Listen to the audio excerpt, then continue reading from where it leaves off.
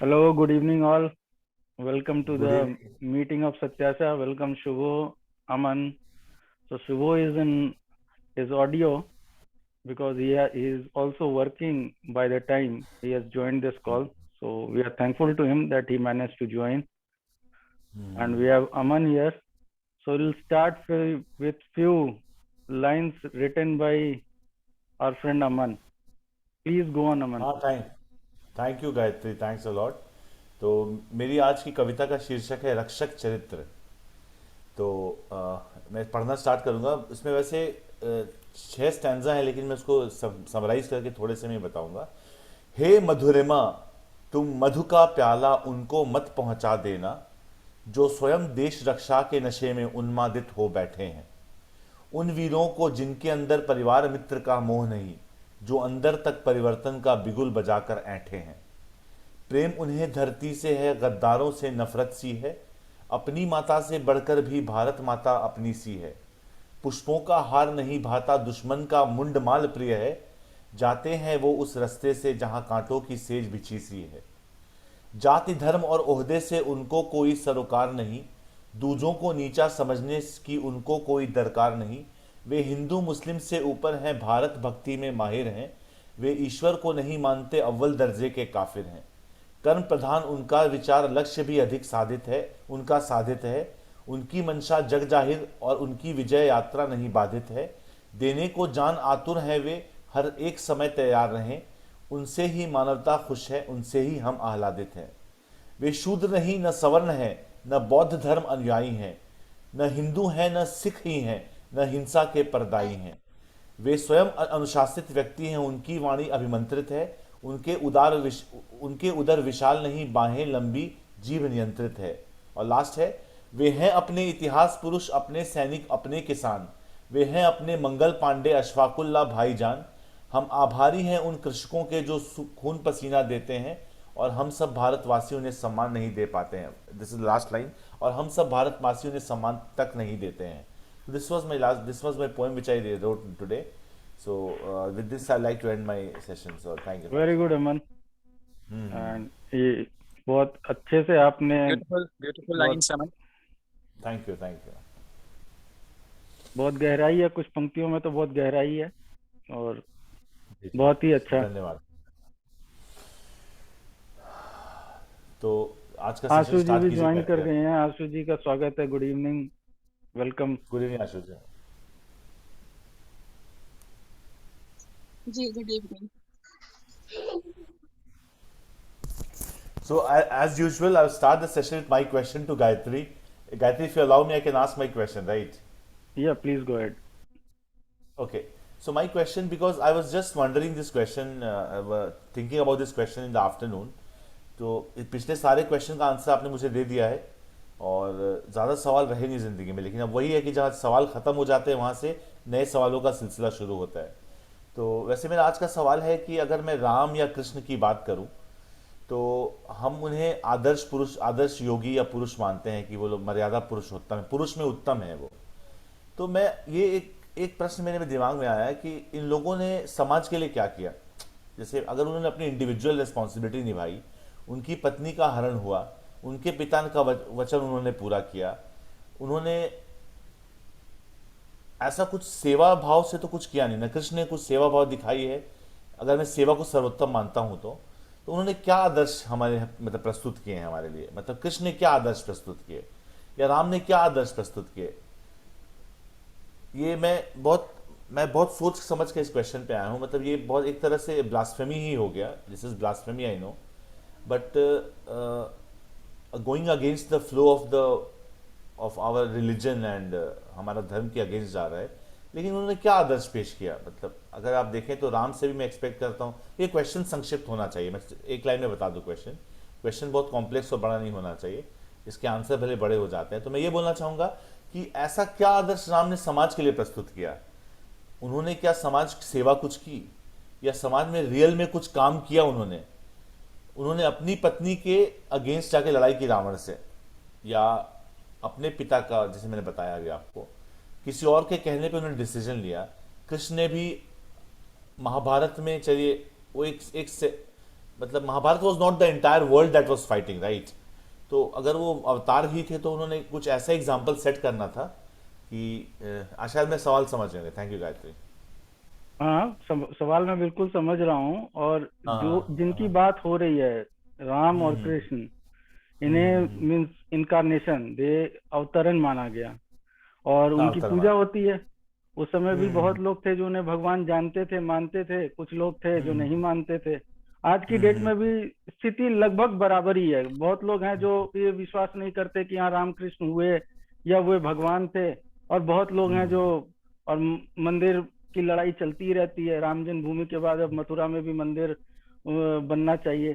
तो ये चीजें तो हमेशा से रही, लेकिन आपका प्रश्न है कि इनको क्यों माना जाए। तो आपका प्रश्न में मैं एक प्रश्न करूंगा कि इनको क्यों नहीं माना जाना चाहिए। ठीक है। अब क्यों नहीं माना जाना चाहिए में उत्तर आपने कुछ पॉइंट्स दिए कि इन्होंने क्या मैं किया, बताऊंगा, क्या मैं बता क्या सकता हूँ। क्या स्पेशल किया। ठीक है। तो जन्म से लेकर इनके जाने के डेट तक अगर देखना है तो एक एक चीज लेके देख सकते हैं कि इन्होंने सेल्फ के लिए क्या किया और दूसरे के लिए क्या किया। ठीक है। अगर राम राम पहले आए तो राम का एग्जांपल पहले ले लेते हैं। Ram, eldest son of the king Dasharath, right, he had all the liberty, क्योंकि जब फादर है वो राजा है, और आप फादर के चहेते बेटे हो। राम जो है वो चारों भाइयों में सबसे प्रिय बेटे थे दशरथ को। तो राम चाहते थे किसी भी तरह का लिबर्टी ले सकते थे, लेकिन हमें देखना कि बचपन से लेके उन्होंने क्या कोई लिबर्टी ली। जो एक हम कहते हैं कि बच्चा जो है जिसको बहुत लाड प्यार मिले या बहुत ऐशो आराम मिले, वो बिगड़ जाता है या वो लिबर्टी लेने लगता है।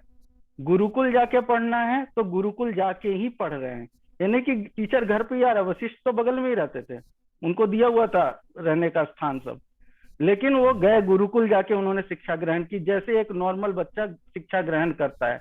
वही उसकी चटाई पे बैठना है। और उसका वर्णन भी तुलसीदास ने किया और वाल्मीकि ने भी किया कि गुरु गुरु गृह गयो पढ़न रघुराई, अल्पकाल विद्या बहु आई, जाकी सहज श्वास श्रुतिचारी, सोहरी पढ़ऊं या कौतुक भारी। मतलब जिसके सांस में with one breath he could read the entire Vedas. चार श्रुति मीन्स फोर वेदास, एक ब्रेथ में वो पूरा बोल सकते हैं। उतना ज्ञान है, लेकिन फिर भी गुरु के सामने झुक के श्रद्धा से जो भी शिक्षा मिल रही है वो ग्रहण कर रहे हैं। तो ये लोगों के लिए भी आश्चर्य की बात थी कि कोई एरोगेंस नहीं है, कोई है नहीं कि मुझे आता है तो मैं क्लास में ध्यान नहीं दूंगा। कोई लिबर्टी नहीं ली, वापस आए, शिक्षा ग्रहण करके वापस आए। अब विश्वामित्र जी आ गए।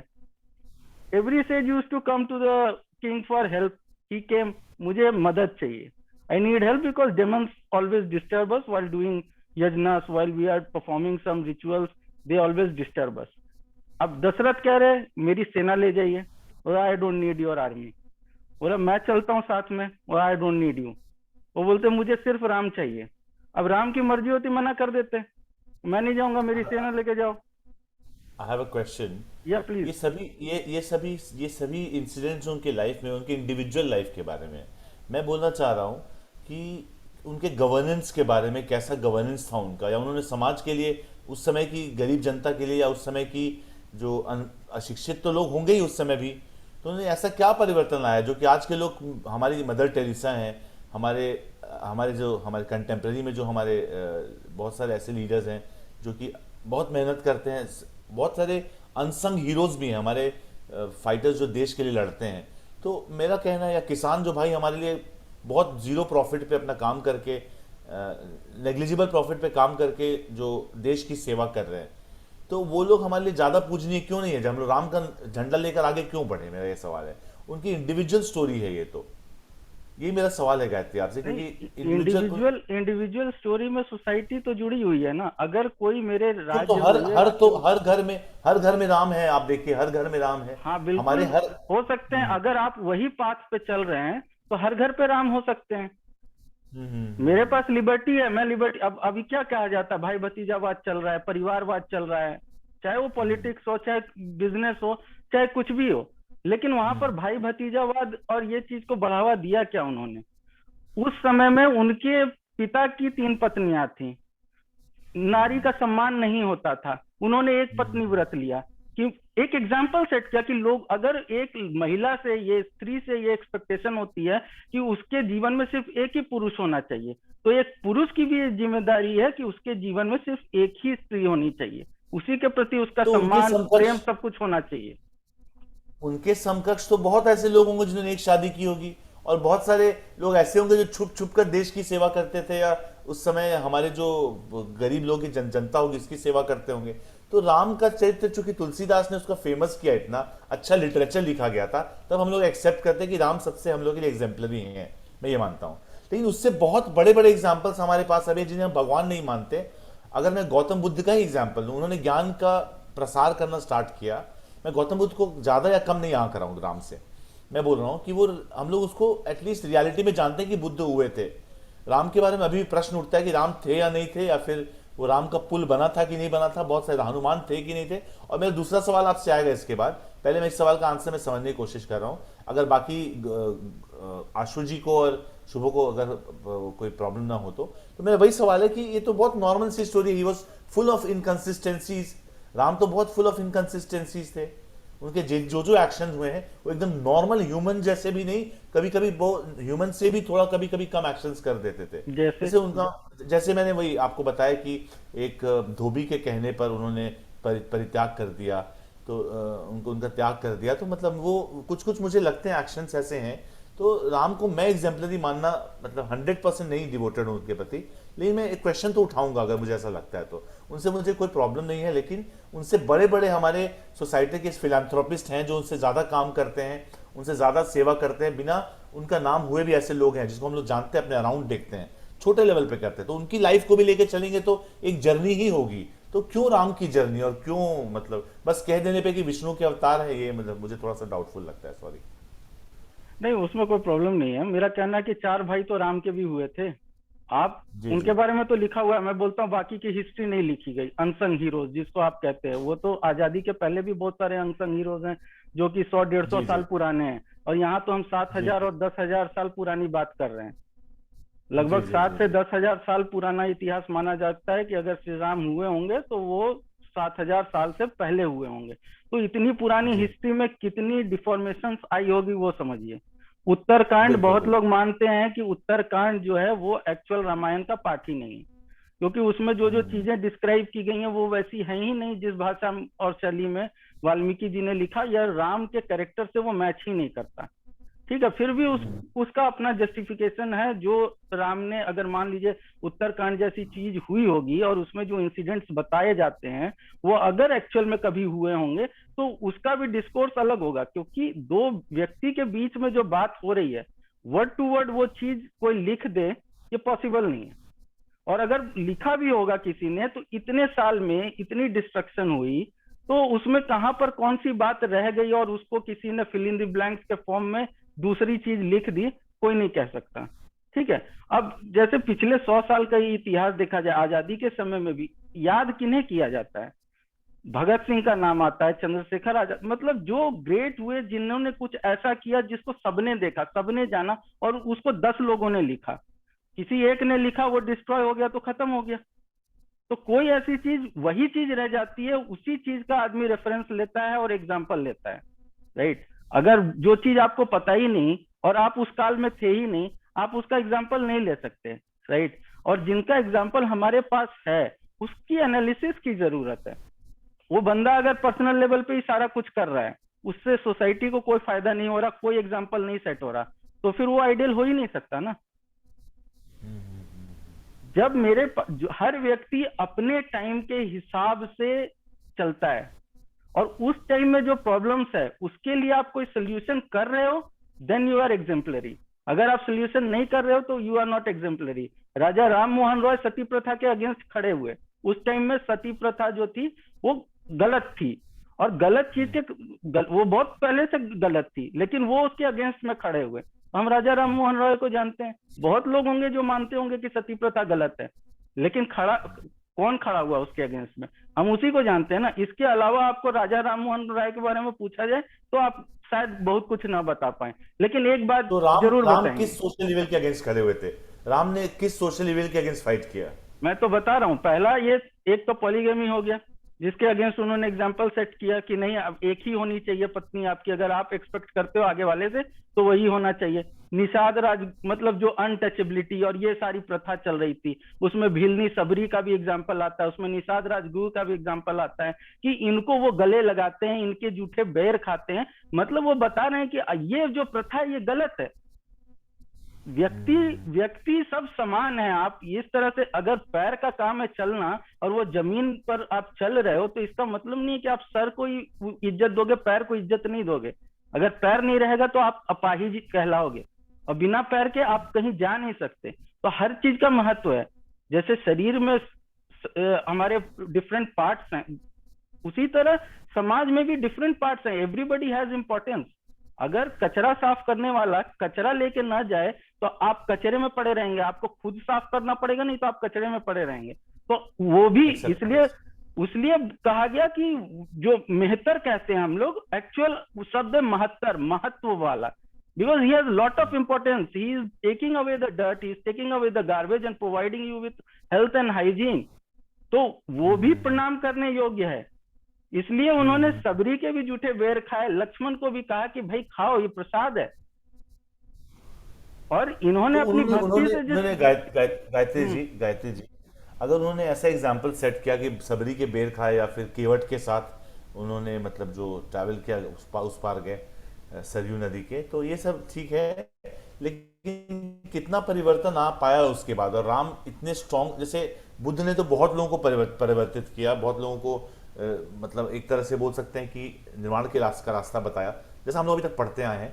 तो राम कितने लोग को इन्फ्लुएंस कर पाए हैं? क्या हम लोग राम का नाम लेकर आज लिटरली कुछ अच्छा कर पा रहे हैं, या फिर हम लोग बस एक अंधी क्या उसे कहते हैं, एक मूवमेंट के अगेंस्ट बढ़ रहे हैं कि राम का नाम लेकर जय श्री राम का नारा रहा है? तो इतने इन्फ्लुएंशियल क्यों नहीं थे वो कि हम लोग रियली में कुछ बढ़िया कर पाते, उनका नाम लेकर कुछ अच्छा कर पाते हैं? आप जैसे लोग हैं। अच्छा, अभी एक बात बताइए, अगर हम कहते हैं कि कोई अच्छे राज्य की कल्पना होती है तो एक ही नाम आता है, राम राज्य, राइट? राम राज्य, आप सुनते होंगे राम राज्य। क्यों? वो विक्रमादित्य का राज्य देखिए, उनके बहुत बाद आए विक्रमादित्य, या चंद्रगुप्त का राज्य देखिए, इनकी हिस्ट्री है, आप जानते हैं कि ये थे, आप पढ़ते हैं इनकी हिस्ट्री में, इनका प्रामाणिकता है कि ये हैं, कोई झुठला नहीं सकता। लेकिन एग्जाम्पल देना होता है तो राम राज्य की ही बात क्यों आती है?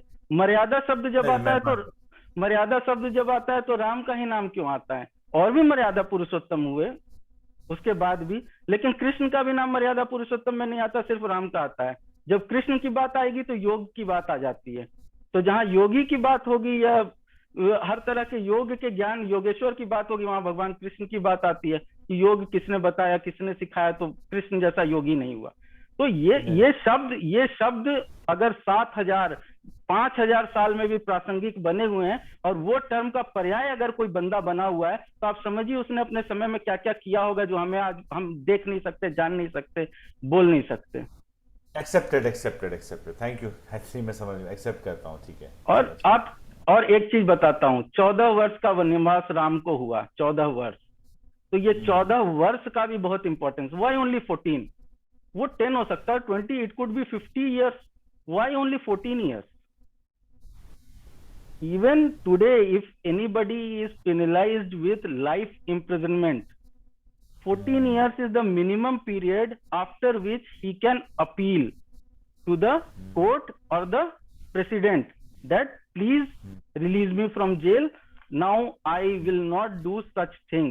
So 14 years is the minimum period in which human body and behavior is considered to change. एक लड़का हो या लड़की, 14 इयर्स के एज में 0 से स्टार्ट होता है, 14 इयर्स में उनके शरीर में, मन में, सब में परिवर्तन आ जाता है। They enter the verge of teenage, और उसके बाद एडल्टहुड। वैसे ही 28 साल के बाद जो आदमी बोलता है कि now we are entering the completing this youth and we are entering into the next phase of adulthood, ठीक है? उसके 14 इयर्स आप ऐड कर दीजिए। Now we are towards, means our body starts degenerating slowly, हम वीक होने लगते हैं, we can not grow, our cells starts to deteriorate.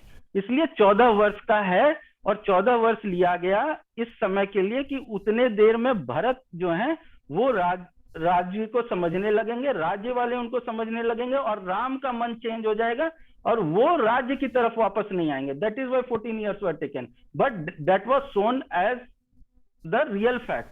But one thing which was not apparent is 14 years was required to defeat anybody of the caliber of Ravana. Ram को भगवान मानते हैं ना, वो लीला कर सकते थे कोई भी, और एक ही साल के अंदर सीता हरण करवाने की भी जरूरत नहीं थी. कोई लीला करके वो लंका पहुंच जाते, रावण को मार के खत्म कर देते, बाकी 13 साल इत्मीनान से ही celebrate it as a picnic और लीजर पीरियड इन फॉरेस्ट. लेकिन उन्होंने एग्जाम्पल सेट करने के लिए 14 साल का समय लिया. उस 14 साल में वो ऋषियों के पास जाते थे, उनसे ज्ञान अर्जित करते थे, शस्त्र अर्जित करते थे, और अपने आप को प्रिपेयर किया. उन्होंने डिफिकल्ट लाइफस्टाइल जी के प्रिपेयर किया एक वॉर के लिए जो जरूरत पड़ सकती है वैसे में. तो उन्होंने कोई इजी वे आउट नहीं लिया अपनी लाइफ में.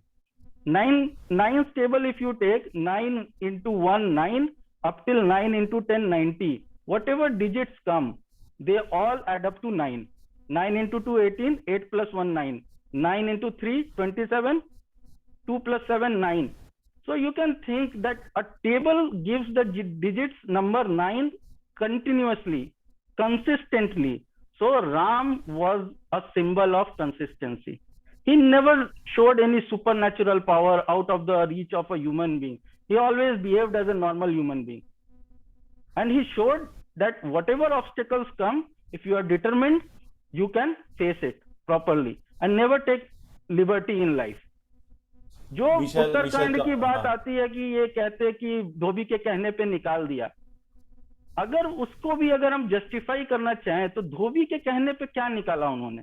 धोबी एक समाज के निचले वर्ग को रिप्रेजेंट करता है.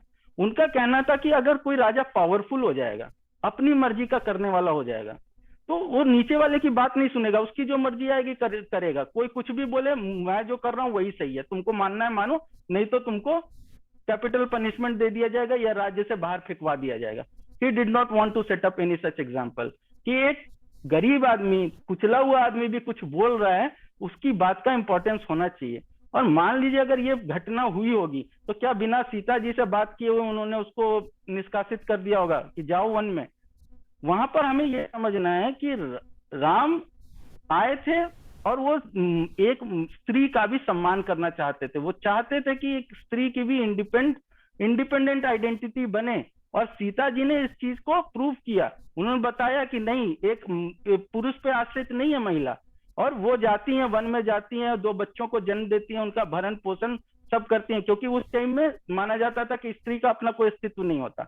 अगर वो पति नहीं है, पुरुष नहीं है साथ में, तो शी इज नथिंग. लेकिन सीता जी प्रूव दैट, और सीता जी ने ये भी प्रूव किया कि एक पति से बड़ा राज्य का पति होता है. तो आपके लिए मैं इंडिविजुअल से ज्यादा इंपॉर्टेंट किंगडम होना चाहिए, क्योंकि अगर राजा अपनी फैमिली को लेकर लिबर्टी लेने लगेगा तो फिर तो बहुत चीजें गलत होंगी. अपने हिसाब से लोग करते रहेंगे, आप संभाल लेंगे चीजों को, लेकिन हर कोई इस तरह का नहीं हो सकता. तो what type of example are we going to set कि जब भी वाइफ की बात आई तो ही चेंज्ड एवरीथिंग. तो राम उस सतयुग के लिए प्रासंगिक थे. आज राम जैसा लीडर अगर आता है तो मुझे लगता नहीं सरवाइव कर पाएगा. Just to end this conversation on this note, मैं ये सोचता हूँ कि आज राम जैसा लीडर सरवाइव नहीं कर पाएगा. मैंने वही कहा कि देखिए, समय और स्थान ये बहुत मैटर करता है. ठीक है, जब कृष्ण आए, he did not behave like Rama, right? Never. Because his time was different.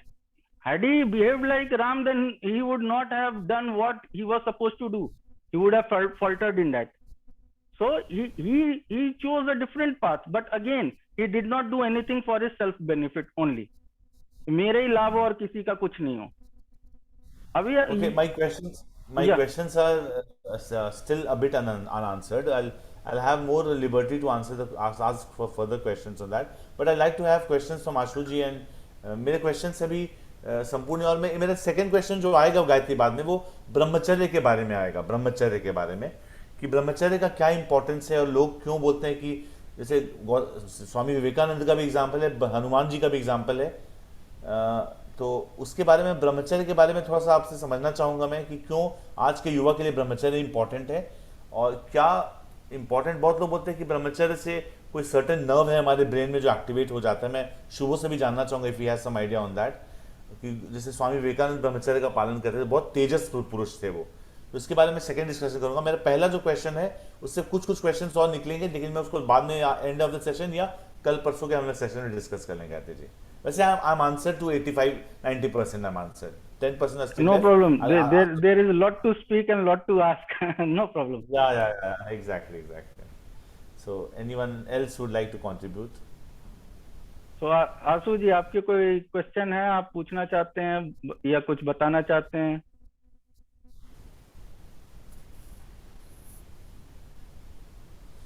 Shubho was trying to say something. Okay, let's switch to Shubho. Yes, so beautiful rendition, Gayatri. बहुत अच्छा लगा जिस तरीके से आपने व्याख्या की रामायण की। बहुत बहुत ही अच्छा लगा सुन के, है ना। खासकर ये जो इवेंट था, सीता को वनवास के लिए भेज देना एक धोबी के कहने पे, आई थिंक इसका जिस तरीके से आपने वर्णन किया है, एक नई तरह के लाइट में इस चीज को देखा है मैंने पहली बार। So thank you for that. And Yeah, it's my pleasure and honor, Shubho. Thank you. Or Aman, just my own viewpoint on this, since we were talking about Ram. So I think, you know, this world and humanity would change if there is Ram in every household. Ram ने कभी झूठ नहीं बोला, राम ने कभी धोखा नहीं दिया, राम ने कभी अपना वचन नहीं तोड़ा। आप समझ रहे हो मेरी बात? तो राम जिन चीजों के लिए खड़े रहे, है ना, मर्यादा पुरुषोत्तम उनको कहते हैं। अगर हर घर में एक राम पैदा हो जाए या एक राम बन जाए, तो ये दुनिया कितनी ब्यूटीफुल हो जाएगी, इसके बारे में हम सोच नहीं सकते।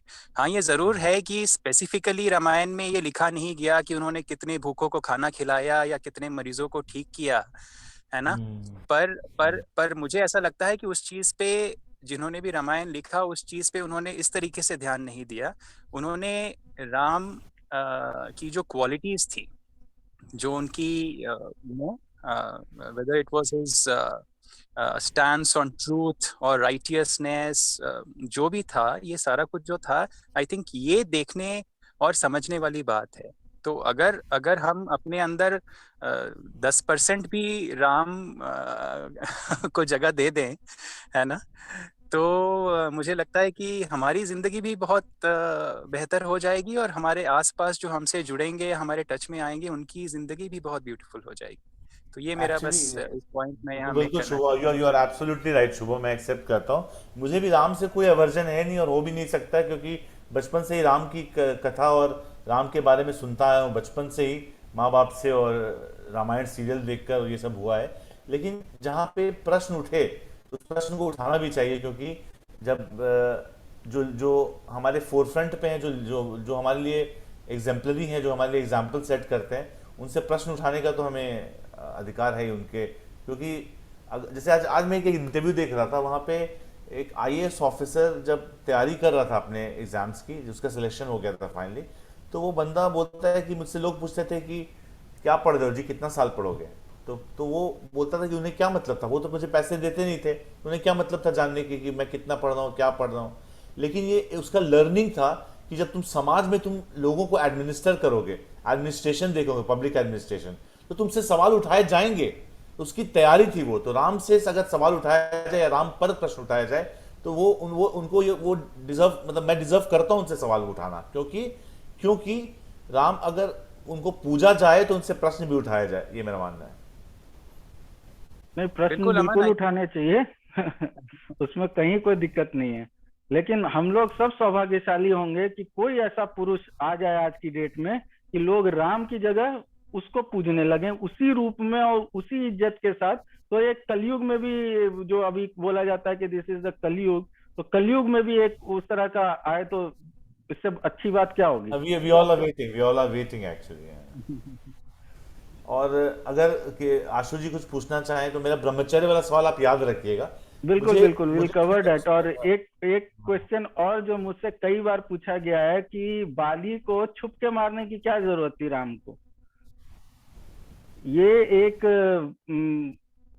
means we'll say that a black spot on his character, that he was hiding while he was killing someone. He was brave. He never betrayed in his life. He never told a lie. Then why it was required to hide and kill, and how can that be justified? So I'm not sure if you all are aware that how what was the justification behind that act. We'll discuss that as well. अब हाँ, लेकिन मेरा मुझे आपने इसका answer दे दिया था, मुझे याद है फोन के ऊपर हमने बात हुई थी। वैसे अगर आप इसको आंसर को एलैबोरेट करेंगे बाकी लोगों के लिए और हमारी पब्लिक के लिए तो अच्छा रहेगा। We would welcome that. Yeah, sure. So Subho, you want to add something or you want to put your view why this was done? नहीं Gayatri, I have no idea. आप बताएं प्लीज। ठीक है। सो फिर जैसा मैंने कहा कि स्थिति और हमें अपने आसपास के जो लोग इन्वॉल्व हैं वो भी देखना होता है, राइट। अभी जैसे सीमा पर कोई हमारे जवान लड़ रहे हैं, तो सीमा पर लड़ने वाले जवानों से ये अपेक्षा होती है कि वो हमें जीत दिलाएं, हमारे देश की सुरक्षा करें। अब उसमें ये जरूरी नहीं होता कि वो सामने जाके दुश्मन के सामने अपने सीना चौड़ा करके खड़े हो जाएं कि मैं भी गोली चला रहा हूँ, चलाओ गोली, देखते किसमें कितना है दम। वो बंकर बना के छुप के ही वार करते हैं, लेकिन फिर भी वे वीर कहलाते हैं। ऐसा नहीं कि कोई कायर कहता कि अरे ये तो छुप के लड़ाई कर रहा था, इसने छुप के वार किया दुश्मन पर। ठीक है। दूसरी बात होती है कि जब कोई हिंसक पशु हो जाता है तो उसको भी जो कंट्रोल करने वाले होते हैं, दोज हू ट्रैंकुलाइज, वो भी छुप के या फिर जाल बिछा के ही उसको कंट्रोल करते हैं। कोई इसमें बहादुरी नहीं कि आप एक शेर है वो किसी शहर में घुस आया कहीं से और आप उसके सामने चले गए एकदम निहत्ते कि शेर निहत्ता मैं भी निहत्ता, तो लोग आपको बेवकूफी कहेंगे। That is not a bravery, and you are neither saving yourself nor you are doing any good for the other people. So it was a similar situation where Bali was a form of a fierce animal who was trying to harm others. He was trying to harm not only his brother but the entire kingdom there. The entire ape dynasty was tormented by him. So Ram performed a similar act. He was not hiding actually. He was just trying to kill a fierce animal while keeping himself safe and the others safe. And in that others, the brother of Bali, that is Sugriva, is included because he was being attacked by Bali. Okay. Other examples and other justifications are given that the act what Bali did were by abducting the wife of his younger brother and all those things were not as per the moral act, and he could have been punished in any way. So there was no wrong while Ram was hiding. But the actual logical reasoning, if you go, then that is the actual reasoning. Few people argue that if two animals are fighting, why will a human being jump into it? But if there is a pet animal, if you have a pet dog or a pet cat or any pet animal, and some other animal attacks it while you are taking it on a walk, so it's your duty to protect it because you have given the protection to that animal. You are owning that animal, and the liability to save that animal, protect it, feed it, lies with you. Likewise, Sugriva came to the rescue of Ram.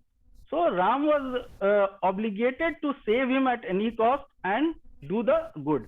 And had Bali been doing a good thing, he would have definitely not done such thing. But he was beyond making him understand, or beyond a stage where you can tame somebody. Okay, so he was fierce enough to kill anyone. That is why he had to perform such an act, and it cannot be termed as an act of cowardice. It was actually an intelligent move. So I hope you will agree with it, or if you have any question, you can come up.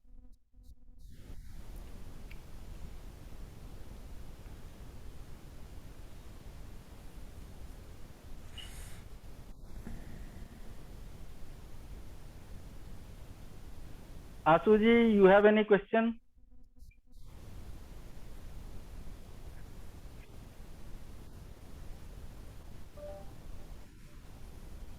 जी, मैं ये पूछना चाह रही थी, कुछ लोग भगवान के सत्ता को ही चैलेंज करते हैं, उनके अस्तित्व को ही का प्रमाण मांगते हैं, तो क्या कोई ऐसा तर्क है जो ये प्रूफ कर सके कि भगवान है? अगर anybody like to answer? अमन और शुभो? अगर कोई भगवान की सत्ता पे ही प्रश्न उठाए और कहे कि भगवान है या नहीं, देखिए एक फीलिंग की चीज़ है मेरे हिसाब से। नास्तिक होना भी, गायत्री का ही आंसर है ये, मैं अपने रूप में बता रहा हूँ कि अगर कोई नास्तिक भी अपने आप को कहता कि मैं भगवान को नहीं मानता, तो किसी चीज़ को नहीं मानना भी किसी चीज़ को मानना है। कि मैं बोलूँ कि यहाँ पर बहुत गर्मी नहीं है, ठंड है, मतलब गर्मी नहीं है, तो आप मानते हैं कि गर्मी को आपने फील किया है। अगर आप कहीं गर्मी नहीं है यहाँ पे, तो आपने गर्मी को फील किया है। यानी अगर आप कहें कि शायद उस जगह पर वहाँ पे कोई नहीं रहता, वहाँ कोई नहीं रहता, मत जा, मतलब चिंता मत करो, जाओ वहाँ पे कोई नहीं रहता, कोई भगवान या दुश्मन या शैतान नहीं रहता, तो ये मानना कि कोई चीज़ नहीं है वो भी एक तरह से एग्जिस्टेंशियल क्वेश्चन है कि वहाँ पे कोई एग्जिस्ट कर रहा है। तो नास्तिक होना भी बहुत बड़ा रिलीजन जैसा ही है। तो जिसकी सत्ता को, जैसे मैं आपको एग्जाम्पल देता हूँ आशु जी, अगर मैं अपनी रियल लाइफ का एग्जाम्पल दूँ आपको, कि मेरी माता जी की तबीयत ख़राब हुई थी 2019 में, और बहुत ज़्यादा तबीयत ख़राब हो गई थी, मतलब वो काइंड ऑफ कोविड जैसा ही सिचुएशन था, जहाँ लंग्स पूरा वो पैक हो गया था कफ से एंड ऑल। तो मैं इतना डिस्टर्ब हो गया था ना कि मैं शिव को बहुत मानता हूँ, हमेशा से शिव को मानता रहा हूँ। तो शिव को मैं मन में बहुत गंदी गंदी गालियाँ दे रहा था। मैं शिव भगवान को मैं बहुत गंदी गंदी गालियाँ कि तुमने मेरी माँ के साथ ऐसा क्यों किया। जितनी गालियाँ निकल सकती थी मैंने उनको दिया। और अखंड महामृत्युंजय जाप का अखंड पाठ चल रहा था, उसके पूर्णाहुति में मैं गया था, मैं पूर्णाहुति कर रहा हूँ और बैठ के उनको मन में गालियाँ दे रहा हूँ, जितनी भद्दी गालियाँ हो सकती मैं दे रहा हूँ, और मैं पूर्णाहुति कर रहा हूँ। तो जब पूजा खत्म हो गई और मेरी माँ का न्यूज़ आ गया कि वो ठीक हो गई, अब वो आउट ऑफ डेंजर है, तो पंडित जी से मैंने पूछा, पंडित जी मैंने ऐसा ऐसा किया। तो उन्होंने एक ही एग्जाम्पल बोला, मतलब मेरा अपना एक्सपीरियंस के हिसाब से उन्होंने कहा कि एक बच्चे को कहा गया कि जो, उसकी माँ ने कहा कि जाओ, गुरु ने कहा जाओ बेलपत्र तोड़ कर लाओ। वो बच्चा दौड़ते हुए गया, बेलपत्र तक पहुंच नहीं पा रहा था, शिवलिंग पर खड़ा होकर बेलपत्र तोड़ के गुरु को ला कर दिया। तो क्या वो पाप का भागी है? तो उसमें कहा गया कि वो गुरु के प्रति इतना समर्पित था कि उसने ये भी नहीं समझा कि शिवलिंग पे वो खड़ा हो रहा है उससे। तो उस समय कहते हैं कि डायरेक्ट शिव उसके ऊपर वरदान उन्होंने दे दिया ऐसा। तो अगर तुम भगवान को याद कर रहे हो, भले उन्हें गाली दे रहे हो, मतलब मेरा उन पंडित जी का भी ये विचार था, मैंने उनको बताया, एक्सेप्ट किया कि मैं उनको गालियां दे रहा था, तो मतलब तुम याद तो कर रहे हो ना। रावण को भी मुक्ति मिली क्योंकि उन्हें राम ने उनका वध किया, तो उनको उसे मुक्ति तो मिल ही गई। तो मैं मानता हूं कि कोई भगवान की सत्ता को अगर चैलेंज करता है तो वो सबसे बड़ा रिलीजियस व्यक्ति वही हुआ, क्योंकि वो दिन रात इसी में लगा रहता है कि ये नहीं है, ये नहीं है, ये नहीं है, इस बात को प्रूव करने में। तो वो सबसे ज्यादा मानने वाला हो गया, मेरा ये विचार है। सॉरी आशु जी। बहुत अच्छा बताया अमन भाई आपने, और वो एग्जांपल और स्टोरी बहुत अच्छी थी। आशु जी का मैं भी थोड़ा उत्तर देना चाहूंगा कि कोई भी पूछता है तो एक शब्द में अगर ये उत्तर देना होगा तो मैं कहूंगा विश्वास। विश्वास ही भगवान है। अब कोई कहेगा मुझे भगवान पर विश्वास नहीं है, कोई कहेगा मुझे भगवान पर विश्वास है। नहीं वाला नास्तिक है और हाँ कहने वाला आस्तिक है।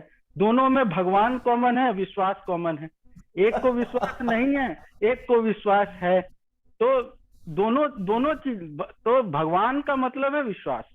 आपको किसी पर भी विश्वास है वही भगवान है। और अगर बिना विश्वास के तो कोई जीवित ही नहीं रह सकता, वो डिप्रेशन में चला जाएगा, वो कुछ दिमाग उसका खराब हो जाएगा। कहीं ना कहीं तो विश्वास होना चाहिए।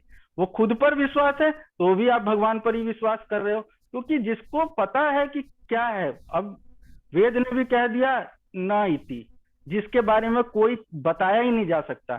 Science is not able to describe what is dark matter, what is dark energy और what is happening in the black hole. तो जिस चीज को बताया नहीं जा सकता वो तो विश्वास की चीज है कि हाँ ऐसा हो सकता है, हो सकता है। तो ईश्वर को अगर डिफाइन करना है तो विश्वास है, और बाकी जो पूछने वाला है उसको कहिए कि तुम हो और मैं हूं, तो यही यही ईश्वर का प्रमाण है। बाकी ईश्वर के अलग अलग रूप बताए गए। प्रत्यक्ष देवता में बताया गया कि नेचर मतलब सूर्य, चंद्र, पर्वत, पहाड़, आपके पेड़ पौधे, नदियां, ये सब भगवान है। जो हम हवा ले रहे हैं अंदर श्वास के, जीवन के लिए जरूरी है ना, अगर वो नहीं लेंगे तो मर जाएंगे। तो वो हवा भी तो वो हवा ही भी भगवान है। सारी तरह की एनर्जी जो एक फॉर्म से दूसरे फॉर्म में कन्वर्ट हो जाती है, जो साइंस बोलता है energy can not be created not destroyed, एक एनर्जी हमें भी चला रही है। उस एनर्जी को कोई डिफाइन नहीं कर पाया, वही भगवान है। और भगवान कोई अलग से कोई चीज नहीं है।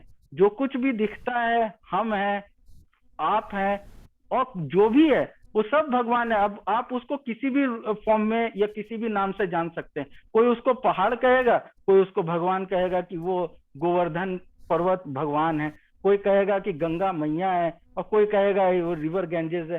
तो ये कहने और समझने की बात है, विश्वास की बात है।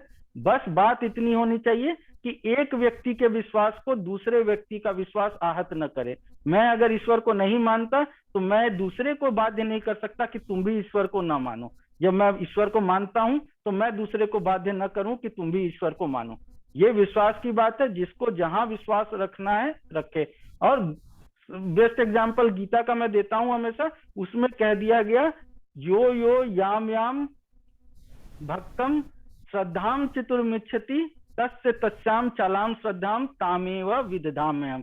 जिसकी जिस चीज में श्रद्धा या विश्वास होता है उसका विश्वास मैं उसी चीज में अर्पित कर देता हूं, उसी चीज से बांध देता हूं। तो भगवान ने कहीं जोर दिया ही नहीं कि तुम भगवान जैसी कोई चीज को मानो। तुम जिसमें विश्वास करना है करो, विश्वास रखो, क्योंकि विश्वास में शक्ति होती है, और शक्ति ही ऊर्जा देती है जीवन संचालन का, सब कुछ करने का। अगर अपने आप में सक्षम हो, विश्वास करते हो कि मैं सब कुछ कर सकता हूं या कर सकती हूं, तो वही ईश्वर है। अलग से कोई ईश्वर मानने, पूजा करने या किसी व्रत त्योहार किसी की जरूरत नहीं है। विश्वास होना चाहिए। तो जैसा अमन भाई ने बताया, मैं हम लोगों की पहले भी चर्चा हुई है कि किसी को विश्वास रहा है तब वो भगवान के दर्शन हुए हैं, किसी को घोर अविश्वास रहा है, जैसे रावण हो, कंस हो, और आपके महिषासुर हो, चंडमुंड हो, तो उनकी भी कहानी है, उनकी भी कथा है कि उनको भी भगवान के दर्शन हुए, भगवान के हाथ से सद्गति मिली है। तो विश्वास और विश्वास दोनों वही चीज है, लेकिन एक दूसरे पर उसकी बाध्यता नहीं होनी चाहिए। जहां उसकी बाध्यता होगी वहां एक शक्ति आएगी जो उस चीज को रोकेगी। जैसे हिरण्यकशिपु अपने बेटे को ही बाध्य कर रहा है कि तुमको भगवान को नहीं मानना है। उसको नहीं मानना, ना माने, बेटा मान रहा है तो मानने दो, लेकिन नहीं, उसको मारने के पीछे पड़ गया कि उसका जान ले लेंगे। तो कोई अननेचुरल थिंग आप ना करें इसके लिए। अगर आप अननेचुरल थिंग करेंगे, nature has its own way to rectify the things which will be problematic. तो आप विश्वास करें ना करें, जो भी करें, लेकिन दूसरे को बाध्य ना करें, और विश्वास ही ईश्वर है। थैंक यू गायत्री, बहुत अच्छा आपने किया। इसमें मैं एक चीज बोलना चाहूंगा कि मतलब एक गॉड को एक्सटर्नल सोर्स में मानना, और आपने एक बार मुझे बताया था कि अपने अंदर ही भगवान को खोजना। जैसे शुभो से मेरी बात हुई थी एक बार, शुभो भी ज्वाइन कर चुके हैं। शुभो ने मुझे बताया था कि एक फीलिंग कि मैं परमात्मा से जुड़ा हुआ हूं और मैं खुद परमात्मा का हिस्सा हूं, जो आप भी बताते हैं। तो अपने ऊपर विश्वास, जिसे आत्मविश्वास कहते हैं, वही भगवान पे विश्वास करने जैसा ही हुआ। इसमें मैं 2-3 पंक्तियां सुनाना चाहूंगा आपको, अगर आप अलाउ करें गायत्री। मैं कर सकता हूं क्या? या प्लीज। मैंने लिखा था जो मन, जैसे हु इज एनलाइटेंड, ये शुभो के लिए भी है और आशुर जी के लिए भी है। एनलाइटेंड मतलब जो बुद्ध कौन है, who is Buddha? Buddha is basically the enlightened person. जो मन से, चित्त से, आत्मा से, चेतना से अत्यंत शुद्ध है, वह बुद्ध है, वह बुद्ध है। जो हृदय में दया से भरा हुआ परिपूर्ण एवं प्रबुद्ध है, वह बुद्ध है, वह बुद्ध है। जो कल्पना से परे महामानव सा ज्ञान चक्षु नहीं अवरुद्ध है, वह बुद्ध है, वह बुद्ध है। जो निश्चल है, शांत है, हिंसा के प्रति जो प्रबल विरुद्ध है, वह बुद्ध है, वह बुद्ध है। जो जाति विहीन समाज का पिता, जिसका सामंतवाद से युद्ध है, वह बुद्ध है, वह बुद्ध है। जो अज्ञान के तम का नाश कर स्वतः ही संबुद्ध है, वह बुद्ध है, वह बुद्ध है। तो मेरे हिसाब से अपने ऊपर विश्वास गायत्री जी के हिसाब से भी है। उन्होंने मुझे बताया था एक बार कि हम लोग अगर समुद्र को टेस्ट करना चाहते हैं, समुद्र का फीलिंग लेना चाहते हैं, और मेरी शुभो से भी बात हुई थी एक बार, शुभो का भी यही कहना है, तो हम लोग उसके एक पार्ट हैं, जस्ट एक सैंपल उठा लेना कि समुद्र का ये टेस्ट और ये इसका कंपोनेंट्स होगा, तो उससे एक चम्मच के उठाए हुए पानी से पूरे समुद्र को फील कर सकते हैं हम लोग। तो आशु जी, मैं चूंकि गायत्री से डिस्कशन हो चुका था, मैं शेयर करना चाह रहा था कि भगवान की सत्ता को जो चैलेंज करते हैं वो सबसे बड़े विश्वासी वही होते हैं एक्चुअली। मुझे ऐसा लगता है। और विश्वास कहीं ना कहीं जन्म ले लेता है। एक कहानी याद आ रही है मुझे इस पर कि ऐसे ही बताइए। एक राजा को हुआ कि भाई मैं इतना मेहनत करता हूँ, सब करता हूँ, लोग भगवान को पूजते हैं।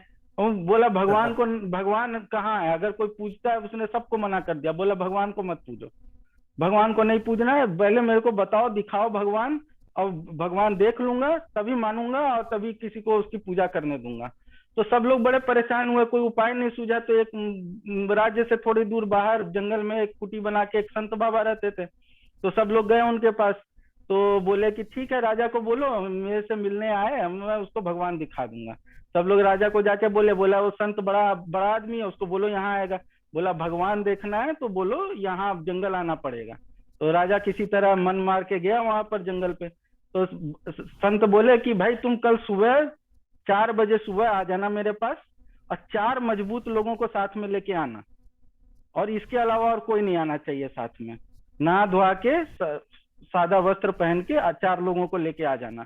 तो सोचा कि चलो इसमें क्या बड़ी बात है। सुबह 4 बजे राजा तैयार होके गया संत जी के पास। तो संत ने एक बड़ा सा टोकरा रखा था, उसमें 4 रस्सी बांध दी थी, और कुएं के पास उसको ले गए। बोले कि इस टोकरे में बैठ जाओ, और जो 4 मजबूत आदमी को लेके आए थे बोले कि 4 रस्सी पकड़ो और इसको कुएं में डुबाओ। राजा को बोले नीचे कुएं में जाना, तुमको भगवान के दर्शन होंगे। राजा खुश, बैठा दिया गया उसको, चारों लोगों ने उसको कुएं में डाला। अब बोले कि पानी के अंदर पूरा डुबा देना राजा को, जब तक मैं ना बोलूं बाहर निकालना मत, तब राजा दर्शन कर पाएगा भगवान के। और उन्होंने काउंट कर रखा था कि ये राजा की सांस कितनी है, जितना ये पानी के अंदर जीवित रह पाएगा, और जितने देर तक है उसको पानी के अंदर रखा गया। और राजा नीचे टोकरी में हाथ पैर मार रहा है कि किसी तरह बाहर निकाला जाए, प्राण छूट जाएगा। तब बाबा बोले कि अब इसको बाहर निकाल के ले आओ। जब बाहर निकाला, राजा एकदम गुस्से में लाल, भगवान का दर्शन कराना था कि मारना था, पहले ये बताओ, तुमको तो जिंदा नहीं छोड़ेंगे, अभी राज्य जाते हैं, तुमको मृत्यु दंड मिलेगा।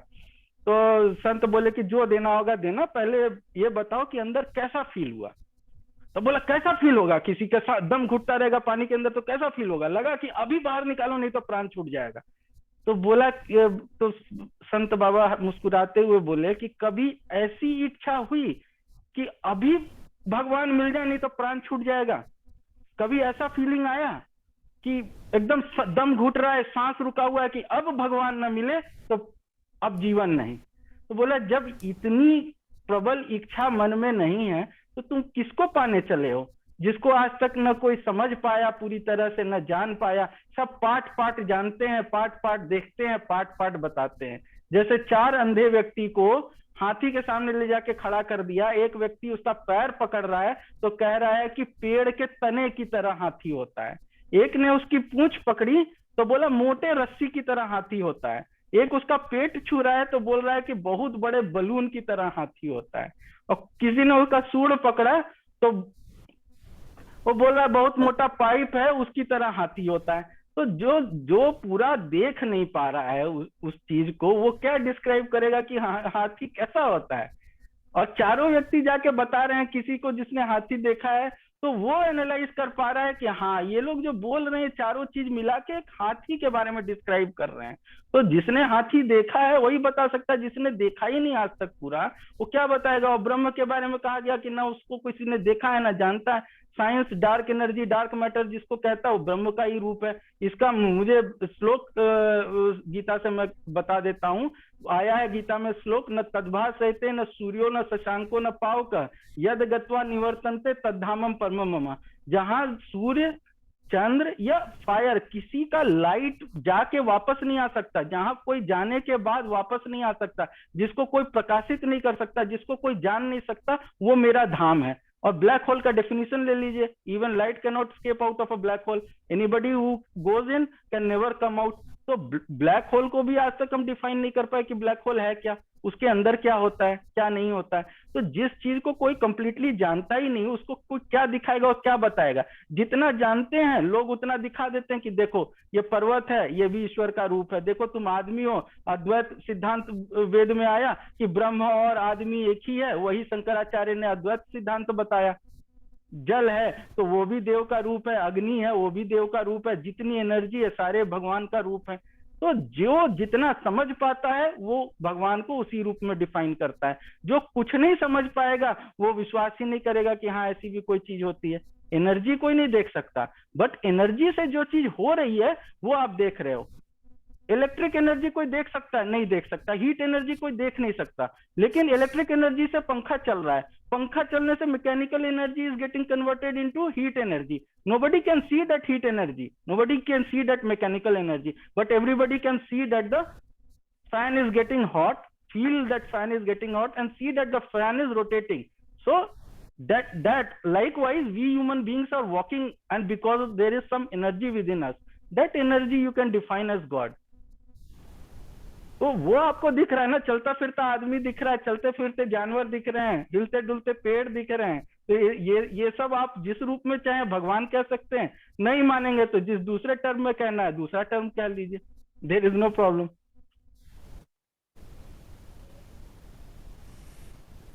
Thank you Gayatri, great answer, वाह। तो आशु जी मुझे लगता है आपको उत्तर मिल गया होगा, अगर इसके बाद भी कोई प्रश्न है तो कृपया बताएंगे। शुभो से भी कुछ प्रश्न लिया जाए क्या एक बार? शुभो का अगर कोई प्रश्न हो, वो is a very spiritual kind of person, so we would like to have a question from his end as well. Aman, thank you. Sorry मैं डिस्कनेक्ट हो गया था, नेटवर्क इशू था यहाँ पे। No problem. तो सवाल तो अभी नहीं है। बहुत अच्छा सेशन रहा, गायत्री जी ने जो बातें कही बहुत अच्छा लगा मन को। दो तीन बातें मेरे माइंड में थी, तो I just touch upon those things, I not ask a question. तो एक तो अमन जी ने जो एनेक्डोट दिया समुद्र का और एक चम्मच पानी का, तो जिसने वो एक बूंद पानी भी चख लिया उसे समुद्र का सारा ज्ञान हो जाएगा, है ना। पर यहाँ पे बात ये आ जाती है कि चखना जरूरी है ना। अगर मैंने बता दिया कि समुद्र का पानी खारा होता है, वो ऐसा उसका स्वाद होता है, और आप मन में उसकी पिक्चर बना लें, तो वो चखने में और इमेजिन करने में ज़मीन आसमान का फ़र्क है ना। तो मैं ये कहना चाह रहा था कि भगवान कह लें, गॉड कह लें, है ना, और you know you call it soul और energy, whatever name you want to give it, ये एक्सपीरियंस करके फील करके ही पता लगेगा। और ये एक्सपीरियंस और फील जो है, ये this is beyond the 5 senses. हमारे 5 सेंसेस से परे है ये एक्सपीरियंस। तो अगर हम अपने 5 सेंसेस से हम इस एक्सपीरियंस को करना चाहेंगे तो हम कभी कर नहीं पाएंगे, और अगर हम इसे अपने मस्तिष्क और दिमाग से समझने की कोशिश करेंगे तो वो भी हम नहीं कर पाएंगे, क्योंकि this is beyond mind also. तो ये एक बात मैं कहना चाहता था। So I thought I take this opportunity to say that. In fact, that is a good point, Subho. Yeah, please continue. हाँ जी। So that was one point I wanted to make, and the other point I wanted to make, क्योंकि हम अभी राम और कृष्ण की बात कर रहे थे, और हम इनकी जो बुद्ध पुरुष हुए या ब्रह्म पुरुष हुए, है ना, उनकी हम पूजा करते हैं, आराधना करते हैं। तो इस पूजा और आराधना का मकसद क्या है? हम क्यों करते हैं? क्या पाना चाहते हैं हम इससे, है ना। और जिसकी हम आराधना कर रहे हैं और जिसकी हम पूजा कर रहे हैं, वो किस चीज़ से खुश होगा, है ना। तो मैंने ये एक्सपीरियंस किया है और मुझे ये फील होता है कि हम जिसकी पूजा और आराधना कर रहे हैं, हम इसलिए कर रहे हैं क्योंकि हम उसके जैसा बनना चाहते हैं। तो अगर हम राम की पूजा आराधना करते हैं, हम इसलिए करते हैं कि हमारे अंदर 1% भी अगर राम आ जाए तो हमारा जीवन सफल हो जाए, अगर 1% भी शिव आ जाए तो हमारा जीवन सफल हो जाए। और मुझे लगता है कि अगर भगवान को खुश करना है तो भगवान की तरह बने, और मुझे नहीं लगता कि इससे आगे और पीछे भगवान की कोई और इच्छा हमसे हो सकती है। तो ये नहीं, एक और बिल्कुल। पॉइंट जो मैं रखना चाहता था। That's it. Thank you. Yeah, very valid point, Shubho. So for your first point, I would like to add कि एक गूंगा है, उसको आपने गुड़ खिलाया या चीनी खिलाई, अब वो गूंगा किस तरह से बताएगा कि गुड़ का स्वाद कैसा है? लिख के नहीं बताना, उसको बोल के बताना है। तो ईश्वर की अनुभूति जो आपने कही कि 5 सेंसेस के बियॉन्ड है, so it is something like that. Buddha, Mahavir या जो भी एनलाइटेंड हुए हैं, क्या उन लोगों ने अच्छे से जीवन कैसे जीना ये बताया, लेकिन ईश्वर का डेफिनेशन आज तक भी कंप्लीट नहीं है। इवन वी कैन नॉट जी। Define life. लाइफ जो टर्म है, it is still not defined either by in biological terms और इन फिलोसॉफिकल टर्म्स। लाइफ का कंप्लीट डेफिनेशन नहीं है कहीं। तो Correct. जब जीवन को ही नहीं डिफाइन कर पाए हम आज तक, और गॉड को नहीं डिफाइन कर पाए, तो आप बताओगे क्या? अगर आपने पता भी कर लिया तो आप कैसे बताओगे उसको? Because it is beyond the words in which you can describe, it is beyond any feelings in which you can feel it, right? So उसको बताने के लिए कबीरदास ने कहा था कि अगर कोई गूंगा गुड़ खाई के किस मुंह से बताए, वो किस मुंह से गुड़ का बखान करे कि ये इस तरह का लगता है। तो it is something like that. उन्होंने बस वही एनेक्डोट लिया कि it is something like that, you can not explain it. और दूसरा कि पूजा का क्या मतलब है, तो ये बहुत अच्छे से आपने बताया कि हम उनकी तरह बनना चाहते हैं। दूसरी बात, पूजा बस एक तरह से सम्मान देने का तरीका था, ठीक है। अब उसके अलग अलग रूप बना के, उसको अलग अलग फॉर्म देके कि हाँ ये चढ़ाना है, ये करना है, ये सारी बाद की गतिविधि है। इसका एक्चुअल पूजा से कोई लेना देना नहीं था। और जो वैदिक काल में या उससे पहले एक्चुअल पूजा का फॉर्म था, दैट वाज प्योर यज्ञ और यजना। That is a altruistic practice. उससे आपका इकोसिस्टम बैलेंस्ड रहता है, उससे सबको लाभ मिलता है विदाउट एनी रिजर्वेशन। जैसे यज्ञ में जो हविस डाले जाते हैं, that are of great nutritious value, ठीक है। और उससे जो आपके वाष्प या वेपर निकलता है, that goes to the everyone who is breathing that air, right, without any reservation. अभी जैसे रिजर्वेशन कर दिया गया, इसको ये मिलेगा, उसको वो मिलेगा, there was no such concept. सबको इक्वली मिलना है। और देने वाला, जो यज्ञ करने वाला, he is not keeping anything for himself. और ऐसा नहीं है कि he is doing it to get something, he is doing it out of pure benevolence. उसको कुछ नहीं चाहिए। So that was the thing which was being performed, which took the form of rituals and then puja, that will do something and then will get something। and वो प्रसाद जो है कि हम चढ़ा देते, भगवान खाते नहीं, हम उसको वापस रख लेते हैं। So all those forms came later, but पूजा का एक्चुअल यही था कि जो कुछ भी है वो संसार का है, उसको संसार में अर्पित कर देना है। We have to perform our act selflessly, that is all. और वो जब आप करते हो, तो जिसको भी आप आइडल मानते हो, राम हो, कृष्ण हो, बुद्ध हो, या ईसा मसीह हो, नानक हो, आप उनकी तरह बनते हो, क्योंकि all of them were selfless. किसी ने अपने लिए कुछ नहीं किया, खुद के लिए करने वाले को किसी ने कभी नहीं पूजा। ये जितने भी हैं, इन्होंने दूसरों के लिए किया, इन्होंने एग्जाम्पल सेट किए कि हमें कैसे एक आइडल लाइफ जीना चाहिए, एक आदर्शवादी लाइफ जीना चाहिए। वही रास्ते बताए इन्होंने। तो इसलिए ये लोग पूजा किए जाते हैं। महात्मा गांधी, उन्होंने भी देश के लिए बहुत कुछ किया, दूसरे देश में भी जाके किया, उनको राष्ट्रपिता मान के पूजा जाता है। हो सकता है आज से 200-400 साल बाद उनको भी कोई भगवान की तरफ पूजने लगे। ये विश्वास की बात है, मान्यता की बात है कि हम कितना रेस्पेक्ट देते हैं किसको किस तरह से। जैसे एक बार एक चर्चा में ये बात आई थी कि माता पिता को भी भगवान का रूप माना जाता है, लेकिन क्या हम माता पिता की उसी तरह पूजा करते हैं जैसे भगवान की पूजा करते हैं? नॉर्मल सेंस कि हम मंदिर में बैठ जा रहे हैं, भगवान को अगरबत्ती दिखा रहे हैं, प्रसाद चढ़ा रहे हैं, लेकिन हम माता पिता को भी भगवान का ही रूप मानते हैं।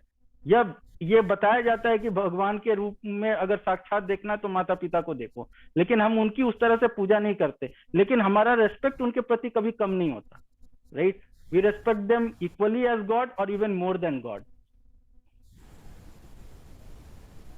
Gayatri, very well said. और मेरे हिसाब से स्वयं की पूजा भी गलत नहीं है। अगर हम लोग अपनी पूजा, मतलब अपने अंदर आत्मविश्वास लाएं, और जैसा मैंने कहा कि it's not narcissism that I am talking about, not narcissism, मुझे लगता है कि मूर्ति पूजन या किसी एक शक्ति में विश्वास करके उसकी पूजा करना, राम ने भी की थी, राम की शक्ति पूजा हुई थी, उन्होंने किया था, रामेश्वरम जाकर भी उन्होंने शिव की आराधना की थी, मैं जहाँ तक मैं जानता हूँ। मैं यही बोलना चाहूँगा कि अपने ऊपर अत्यंत विश्वास, not over confidence I would say, वो भी एक तरह से भगवान की ही पूजा है। जैसे ये सब मैंने आपसे ही थोड़ा बहुत सीखा है।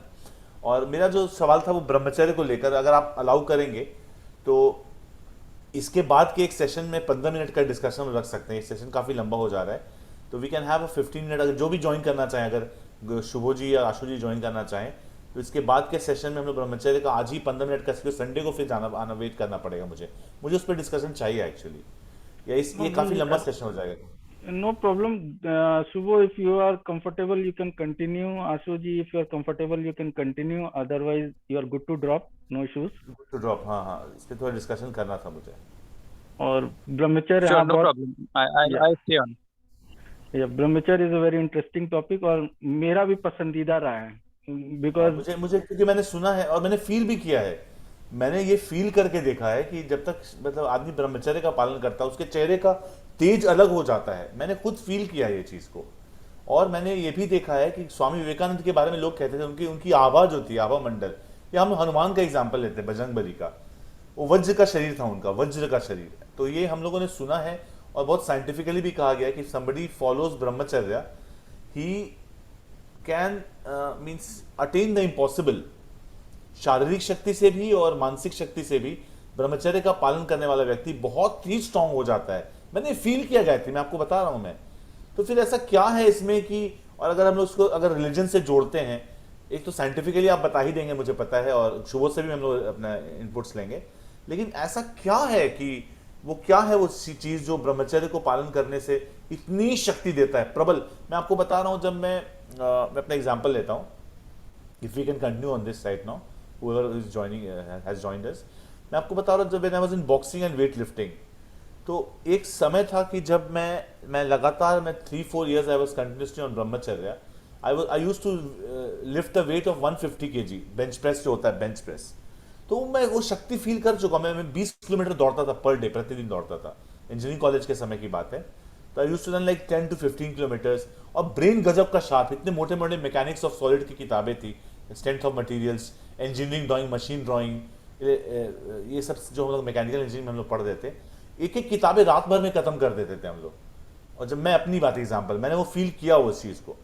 लेकिन उसके साइड इफेक्ट्स भी हैं, नींद नहीं आएगी, बेचैनी होगी, ये सब चीज़ें भी। तो क्या है ऐसा ब्रह्मचर्य में, वो क्या एलिमेंट है, वो कैसे होता है कि जो अगर अपने ऊपर नियंत्रण कर ले और ब्रह्मचर्य का पालन करे, वो क्यों इतना स्ट्रांग हो जाता है? क्या इसका, शुभ से भी इनपुट्स लेंगे हम लोग, और गायत्री से भी स्टार्ट करेंगे, जैसा आपको ठीक लगे, जो आंसर करना चाहे। आशु जी इज ऑल्सो वेलकम। हाँ चलिए बोलिए गायत्री। तो पहले ब्रह्मचर्य शब्द को समझ लेते हैं। ब्रह्मचर्य हाँ, शब्द है क्या? बिल्कुल तो बिल्कुल बिल्कुल। ब्रह्मचरिति इति ब्रह्मचर्य, जो ब्रह्म में चरती मतलब विचरण करता है, सोचता है, उसी में मग्न रहता है, वो ब्रह्मचर्य है। ब्रह्म क्या है? तो ब्रह्म बोला गया सेल्फ, एक तो पर ब्रह्म है, और दूसरा कहा गया अद्वैत रूप, मतलब हम भी ब्रह्म के ही रूप हैं। तो मूलतः इसका मतलब है एकाग्रता, कंसंट्रेशन से।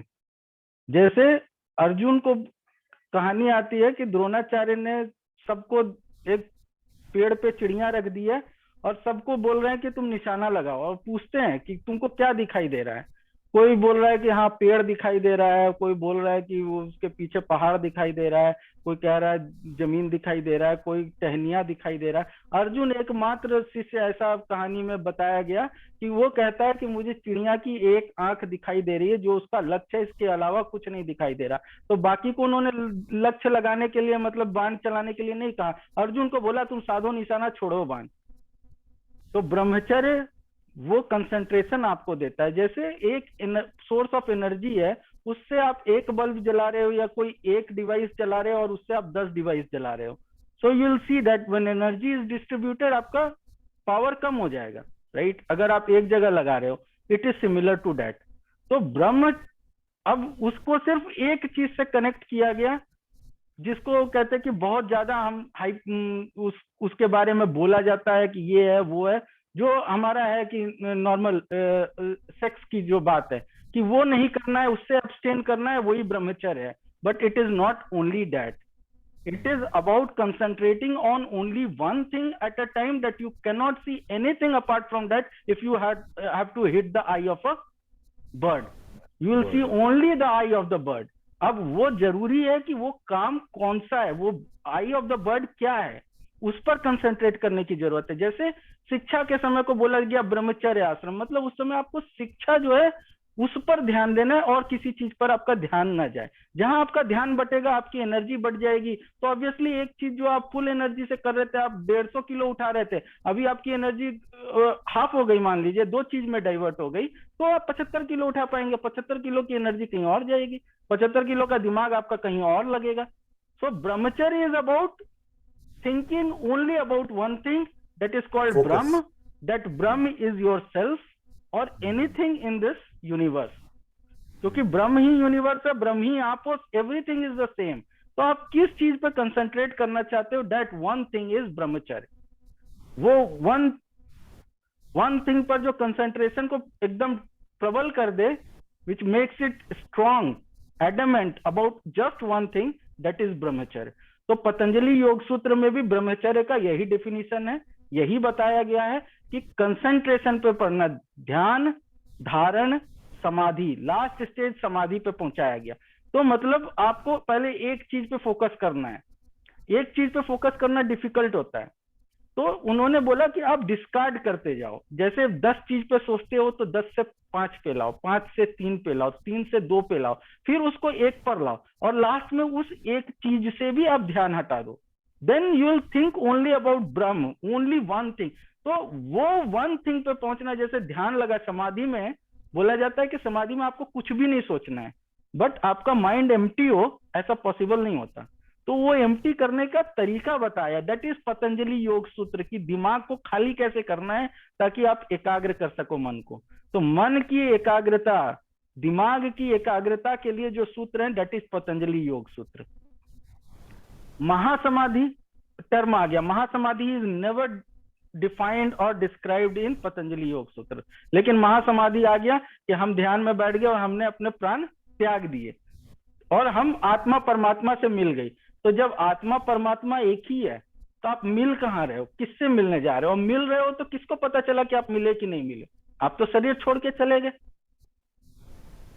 इसके लिए भी बहुत सारे लॉजिक और ये दिए गए कि जैसे राम ने या दधीची ने, इन लोगों ने भी तो महासमाधि ली, इन लोगों ने अपने प्राण त्याग दिए जानबूझकर. तो क्या वो सुसाइड नहीं था? तो उसमें आपको समझने की जरूरत है कि सुसाइड किसको बोलते हैं और इन्होंने जो किया वो सुसाइड से कैसे डिफरेंट है.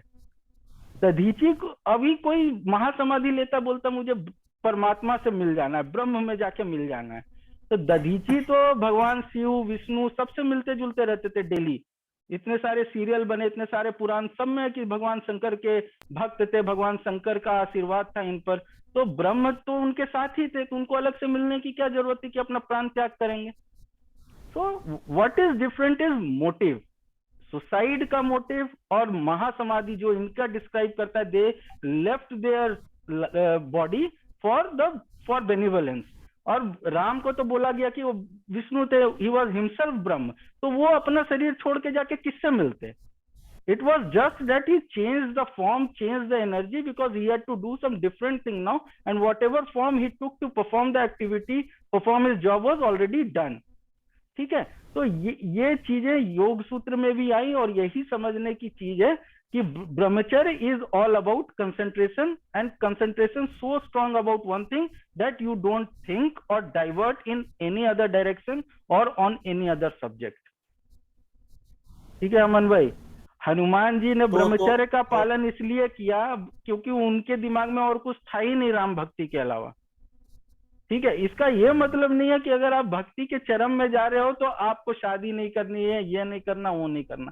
तो इसके लिए डिफरेंट तरह के डिफरेंट एग्जांपल्स दिए गए. उसमें आदि शंकराचार्य का भी एग्जांपल आता है कि आदि शंकराचार्य जब, हाँ सॉरी टू इंटरप्ट, अगर आप कहें कि एक ही दिशा में सोचना ही ब्रह्मचर्य है और एक ही चीज पे कंसंट्रेट करना, तो अगर मैं केवल संभोग पर ही कंसंट्रेट करूं तो ब्रह्मचर्य हुआ क्या?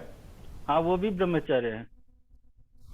अच्छा, केवल संभोग के बारे में सोचूं तो वो कैसे ब्रह्मचर्य हुआ? लेकिन फिर तो देखिए, ब्रह्मचर्य तोड़ रहा हूं मैं। यही थोड़ा एकदम, जिसको बोला जाता है सबल, एकदम पतली सी रेखा है। और वो बात मैं हर बार बोलता हूँ कि कोई भी ब्रह्मचर्य में एक चीज हमेशा हर जगह बताई जाती है, ब्रह्म मतलब एवरीथिंग योरसेल्फ। और आप किस लिए बने हो, आपको ये सोचना है कि कोई भी काम आप ऐसा कर रहे हो जो सिर्फ आत्म केंद्रित है, सिर्फ आपके लिए, then you are only about pleasure. Brahmacharya is about paramanand, it's about ecstasy. तो आप समझ रहे हो डिफरेंस है वहां पर। जो ब्रह्मचर्य राम ने या हनुमान ने या दधीची ने या कोई भी आप ऐसा एग्जांपल ले ले जो अभी के हो, महात्मा गांधी ने भी शादी की, लेकिन उन्होंने ब्रह्मचर्य का भी पालन किया। विवेकानंद के पास इतना टाइम ही नहीं था कि वो एक चीज को छोड़ के दूसरी चीज में कंसंट्रेट कर पाते। उन्होंने एक लक्ष्य लेके चले, वो वही उनका ब्रह्मचर्य था कि उन्हें हिंदू धर्म और जो भ्रांतियां फैली हुई हैं, what ever myths have cropped up, वो हटाना था और पूरे वर्ल्ड को बताना था कि what is Hinduism, what is Sanatan Dharma, जो सब कोई समझ नहीं पा रहे थे या भूल चुके थे। आदि शंकराचार्य ने देखा कि वेद का गलत इंटरप्रिटेशन किया जा रहा है, लोग सही चीज समझ नहीं रहे, भटक रहे हैं और चीजें नष्ट भ्रष्ट की जा रही हैं, इसलिए उन्होंने फिर वो पाथ अप्लाई किया। लेकिन जब वो लास्ट स्टेज में पहुंचे जहां उन्होंने मंडन मिश्र को हराया, तो वहां उभय भारती का सारा प्रश्न इसी से रिलेटेड था, ब्रह्मचर्य और स्त्री पुरुष के संबंध और शादी विवाह इससे। तो उन्होंने वो चीज भी सीखी जाके 1 महीने अमरुक राजा के शरीर में प्रवेश करके, उसके मृत शरीर में प्रवेश करके उन्होंने वो चीज सीखी और उन्होंने एक्सेप्ट किया कि it is a important part of the world of life, we all should know about it, we all should practise it. नहीं तो सब लोग जाके, जो ब्रह्मचर्य लोग समझते हैं, किसी जंगल में या पहाड़ में जाके कोने में बैठ जाएं तो सृष्टि कितने दिन चलेगी? 200 साल, 150 साल, उससे ज्यादा तो नहीं चलेगी, सारे लोग एक्सटिंक्ट हो जाएंगे, ह्यूमन बीइंग स्पीसीज एक्सटिंक्ट हो जाएगी। तो अगर ऐसा ही ब्रह्मचर्य होता तो फिर हम लोग इतने दिन थोड़ी, इतने साल तक थोड़ी आ पाते। ये ब्रह्मचर्य तो लोग पहले से सीखते सीखते खत्म हो चुकी होती ये human species. But human species still exist, means people have miss interpreted it wrongly, I mean taught about it. तो उसको एक्चुअल समझना जरूरी है उस टर्म को, और एक्चुअल उसके एक्चुअल मीनिंग के हिसाब से उसको प्रैक्टिस करना जरूरी है। नहीं, यू आर राइट गायत्री, मैं समझ रहा हूँ। तो बेसिकली आपने जो आंसर कहा ब्रह्मचर्य के बारे में कि आपको ब्रह्म में ही केंद्रित रहना है, तो ब्रह्म तो मैं ही हूं ना। वही मैंने बोला कि ब्रह्म आप भी हो, और आपके पास जो कुछ भी है, आसपास जो कुछ भी है, वो भी ब्रह्म का ही पार्ट है। Nothing is outside Brahma. Brahma means आप यूनिवर्स को भी जिसने क्रिएट किया, एवरीथिंग दैट इज, एक टर्म दे दिया गया ब्रह्म। और ब्रह्म शब्द आया ब्रह्मन से, और ब्रह्मन मैंने बताया कि व्री धातु से बना है। व्री धातु means which is expanding all the time, जिसका कोई एंड नहीं है। सो अब जो इनफाइनाइट है उसके अंदर ही सब कुछ है ना, anything is, nothing is beyond infinite, infinity के अंदर ही सब कुछ है। Infinity minus infinity is also infinity, infinity निकाल दिया फिर भी इन्फिनिटी ही बच रहा है।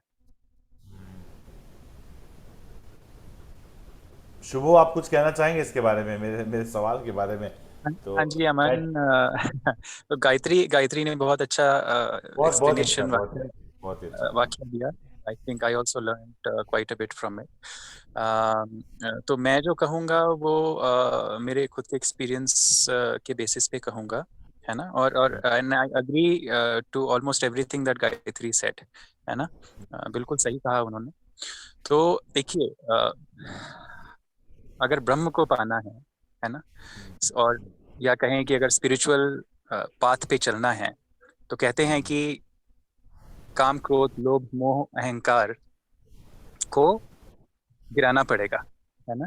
तभी आप स्पिरिचुअल प्रोग्रेस कर पाएंगे, हायर कॉन्शियसनेस को अटेन कर पाएंगे, है ना। तो जिस तरीके से मैं देखता हूँ, या मेरा जो भी छोटा सा लाइफ का एक्सपीरियंस है, मुझे ऐसा लगता है कि अगर आपके अंदर वो स्पिरिचुअल चेंज आ रहा है और आपके अंदर वो भूख और प्यास for the ultimate truth, for spirituality और for God, whatever you may call it, अगर वो प्यास और थर्स्ट जो है वो बहुत स्ट्रांग है, बहुत प्रगाढ़ है ना, तो ये चीजें अपने आप ही गिरने लगेंगी, है ना। तो ये तो बात हो गई towards the, you know, I mean if you are on the path towards seeking the ultimate truth, है ना। बट अगर लाइफ में कोई कुछ बेसिक भी करना चाहता है ना, कुछ वर्ल्डली अचीव करना चाहता है, तो उसमें भी यू नो मतलब अगर कोई कहे कि ब्रह्मचर्य का पालन करें, है ना, या ब्रह्मचर्य का पालन करना चाहिए, जैसे बेसिक लेवल पे हम समझते हैं, वर्ल्डली लेवल पे, है ना, कि काम से परे रहो, है ना, तो I think that should not become you know one of an your obsession, an obsession, tools. Obsession नहीं व्हाट, होना चाहिए। हाँ, नहीं, what I am trying to say is कि काम की तरफ मन ना जाना should not become a tool to achieve what you want to achieve, है ना, कि आप ब्रह्मचर्य का पालन करें फिर आप ये अचीव कर लेंगे, नहीं। अगर आप में सच में इतनी भूख और प्यास है उस चीज को अचीव करने के लिए, तो ये अपने आप ही गिर जाएगा। तो मैं इस तरफ ध्यान लेके आना चाह रहा था कि जो भी आप पाना चाहते हैं जीवन में, अगर आपकी भूख और प्यास उस चीज को पाने के लिए इतनी प्रगाढ़ है, तो ये चीजें अपने आप ही गिर जाएंगी, आप अपने आप ही ब्रह्मचर्य का पालन करने लगेंगे। तो मेरा ये मानना है, मैं ये नहीं मानता कि अगर मैं ब्रह्मचर्य का पालन करूं तो मैं इस चीज को अचीव कर पाऊंगा। मुझे लगता है ये इन्वर्टेड पॉलिसी है, मुझे समझ नहीं आती ये बात। नहीं, चूंकि आपने तो मैं फील बस नहीं यही किया है शुभ, क्योंकि आपने मैं- फील नहीं किया है, मैंने इसको फील करके देखा है कि your performance in every dimension of your life improves exponentially when you follow this so-called brahmacharya which I was talking about. Your performance in जी, every domain improves substantially. So I felt that, that's why I wanted to discuss this. और मैं no, अभी तक आई भी get your practice point करता also. हूँ। हाँ, अमन, आपकी पॉइंट भी मैं बिल्कुल समझ सकता हूँ, मैं I can understand what you are saying. तो स्पिरिचुअल स्टैंड पॉइंट से अगर हम देखें ना, तो किसी भी चीज के साथ जबरदस्ती नहीं करनी है। आप बात बिल्कुल समझ बिल्कुल रहे हो? बिल्कुल ठीक बिल्कुल है, किसी बिल्कुल। भी चीज के साथ जबरदस्ती नहीं करनी है कि ये नहीं करना चाहिए तो मैं इसको नहीं करूंगा और मैं जबरदस्ती करूंगा खुद के नहीं, मेरा साथ। मेरा मेरा क्वेश्चन वो नहीं था एक्चुअली, मतलब मेरे को ये अच्छा, जानना था कि मेरा मेरा क्वेश्चन वो अलग था। वो एक ऐसा क्यों एक होता है सेंटेंस ऐसा? मैंने शुरू में ही बोला था कि इसको बहुत हाइप किया गया है, इस मतलब जो सेक्स हाँ, से रिलेटेड है इसको बहुत हाइप करके फिर वही चीज इतनी बार कोई चीज आपको दोहराई जाती है ना आपके दिमाग में, तो आप सोचने लगते हो उसी डायरेक्शन में, फिर आप दूसरी डायरेक्शन में नहीं सोच पाते। जब जब आपको दूसरा डायरेक्शन दिखाया जाएगा तब आप सोचोगे कि हाँ ये भी हो सकता है। लेकिन अगर बार बार एक ही चीज लिखी बताई जाए आपको, ये ऐसा ही है, ये ऐसा ही है, तो आपको बस लगता है कि हाँ यही ये चीज से अलग रहना यही ब्रह्मचर्य है। लेकिन आप समझेंगे कि कोई अगर 2 दिन 3 दिन का भूखा व्यक्ति रहता है तो उसको ऑब्वियसली उसकी जो भूख है पेट की भूख वो ज्यादा बड़ी हो जाती है as compare to any other thing. ठीक है, उसको बोलते हैं भूखे भजन न होए गोपाला, कि अगर पेट में भूख लगी हो तो आपको पूजा में मन नहीं लगेगा, राइट। तो वही चीज है कि जो भूख जिस चीज की आपके अंदर तीव्र होती है वही चीज, जैसे आपके अंदर एक चीज है कि नहीं मुझे अच्छी बॉडी बनानी है, ठीक है, तो आपके दिमाग में वही चल रहा है तो दूसरी जगह कंसंट्रेशन नहीं जाएगा। ठीक है, क्योंकि अगर आप वहां सोचने लगते हो कि वो चीज इस तरह से भरी गई है ना हमारे मीन्स बेसिकली इंडिया में कि ये चीज गलत है, ये चीज ऐसा है, ये चीज नहीं करना है, कि आपको लगता है कि हाँ अगर हम उसमें इंडल्ज हो रहे हैं। मेरे पास एग्जांपल्स हैं और प्रैक्टिस से मैंने इस चीज़ को अटेन किया है। मेरे पास एग्जांपल्स हैं, मैंने खुद इसको एक्सपीरियंस किया है कि जैसे शुभो ने कहा कि ऐसा करने से ऐसा मिलेगा ज़रूरी नहीं है, वो तो बिल्कुल स्पिरिचुअलिटी का परफेक्ट कॉन्सेप्ट शुभो ने बताया कि किसी चीज़ में आप अपने आप को फंसा के दबा के सप्रेस करके करना चाह रहे हैं, that's not all about spirituality. लेकिन मैं लिटरल एग्जांपल्स दे रहा हूँ जहाँ पे हमारे गुरु जो स्कूल में थे, हमारे टीचर्स थे, हमारे पेरेंट्स, हमारे दादाजी, मेरे दादाजी की बात कर रहा हूँ, वो स्ट्रेट फॉरवर्ड बोलते थे ब्रह्मचर्य का पालन करो। और मैंने बहुत दिन तक भी ये फॉलो किया। और आई सॉ, मैं जब लिखता भी हूँ, मैं अपने एग्जाम्पल दे रहा हूँ, जब मैं लिखने बैठता हूँ और लगातार मैं बहुत दिन तक ब्रह्मचर्य का पालन करता हूँ तो मेरा performance improves like anything. That's what that was my point of discussion कि ये लिटरली होता है, ये जादू होता है, ये जादू हम लोग विवेकानंद में भी देख चुके हैं, विवेकानंद के केस में भी। ये सब यहाँ से होता है, ये अच्छा जिस अच्छा। तरह से आपने प्रोग्राम और ट्रेन किया है उसी हिसाब से होगा, समझ रहे हो आप। और बचपन से आपको ये ट्रेन किया गया, आपको एक ही डायरेक्शन बताई गई, एक ही सब्जेक्ट बताया गया कि ये यही ब्रह्मचर्य है, समझ रहे हो। तो आपका दिमाग उतने दिन में और उतने साल में उस हिसाब से ट्रेन हुआ है, और जब आप उससे अलग होते हो तो आपको एक अलग तरह की ऊर्जा, एक एक्स्ट्रा एनर्जी मिलती है, एक एक्स्ट्रा फोकस मिलता है। लेकिन आपसे मुझे डेफिनेशन मिल गया, आपसे मुझे डेफिनेशन मिल गया ब्रह्मचर्य का, और अगर क्लैरिटी आप आ गई, सही समझ क्लैरिटी आ गए, गई। अगर आप सही तरीके से समझ गए तो ब्रह्मचर्य, जैसे सन्यास बोला, मैंने पहले भी बात की है इस पर कि सन्यास बोला गया कि चौथा आश्रम सन्यास रखा गया, मतलब कोई रिटायरमेंट के बाद की एज में ही सन्यास लेगा, लेकिन सन्यास का मतलब है गांठ के साथ, नियमों के साथ। तो वो आपको जब से होश संभाला तब से रखना है सन्यास। और गीता, पूरी गीता में यही बताया गया कि सन्यास का ये मतलब नहीं है कि एक स्टेज के बाद आप जब कुछ नहीं है तब आप जा रहे हो सन्यास के लिए। सन्यास आपको जीवन भर पालन करना है, तो ब्रह्मचर्य आपको जीवन भर पालन करना है। वो ऐसी चीज है जो आपको जीवन भर, ये नहीं कि हाँ इस टाइम तक करना है, जब तक स्टडी कर रहे तब तक करना। गृहस्थ आश्रम में भी ब्रह्मचर्य पालन करना है, पढ़ने के टाइम में भी करना है, सन्यास में भी करना है, वन वो थ्रू आउट योर वो लाइफ। बस पैराडाइम शिफ्ट होते रहता है सिचुएशन के हिसाब से, फोकस किस चीज के ऊपर है हमारा, किस दिशा में हम लोग सोच रहे हैं। मैं समझ गया आपकी, बिल्कुल। मैं शुभ और आपके आंसर से I am really really happy कि मेरा मैक्सिमम जो डाउट था क्लियर हो गया। और अमन, थोड़ा सा मैं एक पॉइंट ऐड करना चाहूंगा। हाँ, बताइए बताइए।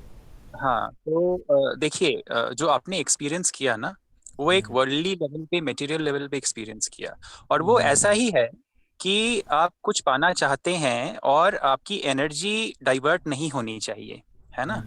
तो चाहे वो काम में डाइवर्ट हो या लालच में डाइवर्ट हो या किसी और चीज में डाइवर्ट हो, उसका रिजल्ट एक ही रहेगा। तो आपने ब्रह्मचर्य का जिस तरीके से काम से परे होके आपने ब्रह्मचर्य का जो पालन किया, तो वो अपनी एनर्जी अपनी संरक्षित की, है ना। you right right saved right. your energy from dissipating, and hence you were able to put that energy into what you wanted to achieve, and hence you achieved it. तो या this is correct. as simple as that, है ना। पर अगर कोई कहे कि आप काम से परे हो जाएं, है ना, और आपको ब्रह्म मिल जाएगा, तो ये गलत होगा। आप समझ रहे हो बात। नहीं, ब्रह्म मतलब ब्रह्म को मतलब मतलब पाने की मतलब बात ही हाँ, मतलब मैं कहना ये चाह रहा हूं कि काम, क्रोध, लोभ, मोह, अहंकार गिरेगा जब अंदर परिवर्तन होगा, जब अंदर कॉन्शियसनेस जागेगी, जब आप महसूस करेंगे, फील करेंगे, तो ये चीजें they will start dropping on their on own accord. ऐसा नहीं है कि आप इन चीजों को गिराओ कॉन्शियसली, है ना, देखिए, कि मेरा मैं मानना है लालच कि नहीं करूंगा, कि मैं लालच नहीं करूंगा, मैं क्रोध नहीं करूंगा, मैं ये नहीं करूंगा।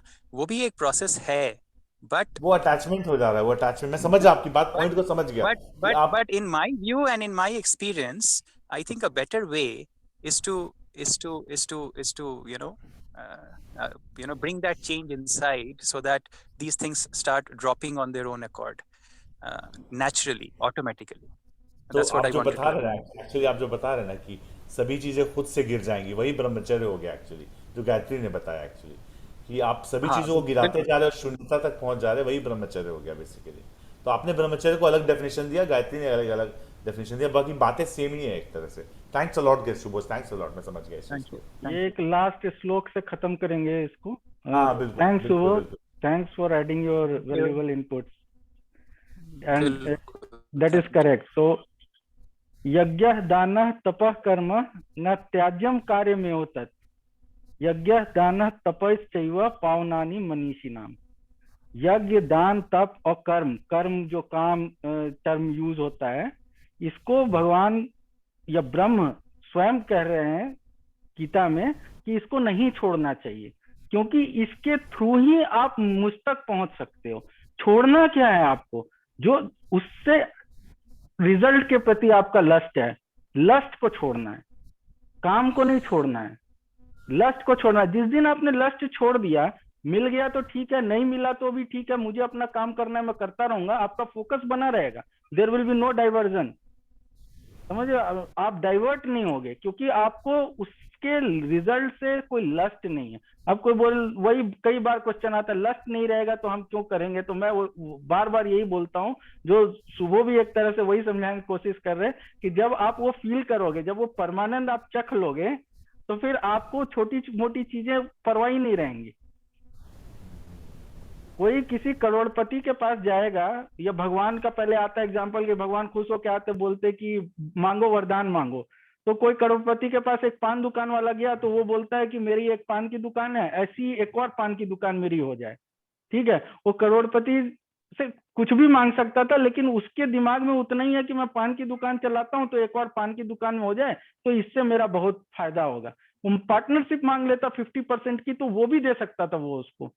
तो ये सोच की बात है कि आप कहाँ लिमिट करते हो। वैसे ही भगवान से कोई बोलता है मुझे अमरता का वरदान दे दो, मुझे ये दे दो, मुझे वो दे दो, मटेरियलिस्टिक चीज मांगते हो आप, या अपने जीवन के बारे में मांगते हो। इससे ज्यादा वो भगवान आपको, आप बोलो कि मुझे अपने साथ रख लो, आप उसी के रूप हो, उसी के साथ, तो सब चीज ऑटोमेटिक मिल गया ना आपको। आप अगर एक करोड़पति आदमी का पार्टनर बन गए, तो जो उसका है वो आपका हो गया ना। लेकिन आप मांगोगे कि मुझे एक पान की दुकान दे दो, मेरी एक कंपनी है दूसरी कंपनी कर दो, एक कार है दूसरी कार दे दो, तो हम लिमिट हो जाते हैं। अपने दिमाग को हम लिमिट करके रखते हैं उसी हिसाब से, तो हम ज्यादा मांग भी नहीं पाते, हम ज्यादा सोच भी नहीं पाते। तो आप going beyond the limit is ब्रह्मचर्य, कि आप उस ब्रह्म पे ध्यान दे रहे, आप सब कुछ देख पा रहे, सब कुछ समझ पा रहे, और अकॉर्डिंगली प्रैक्टिस कर रहे हो, ताकि आपका कहीं पर भी भटकाव नहीं हो। इसी के साथ मैं खत्म करूंगा अपनी तरफ से। बहुत बहुत धन्यवाद। थैंक यू गायत्री, बहुत ही एनरिचिंग सेशन था। Thank you Ashu ji and Shubho for Thank you, joining. Thanks Gayatri. Lot Thank guys. you, Aman. Thank you, everyone. Thank Thank you. Thank you. Good night. Good night. you.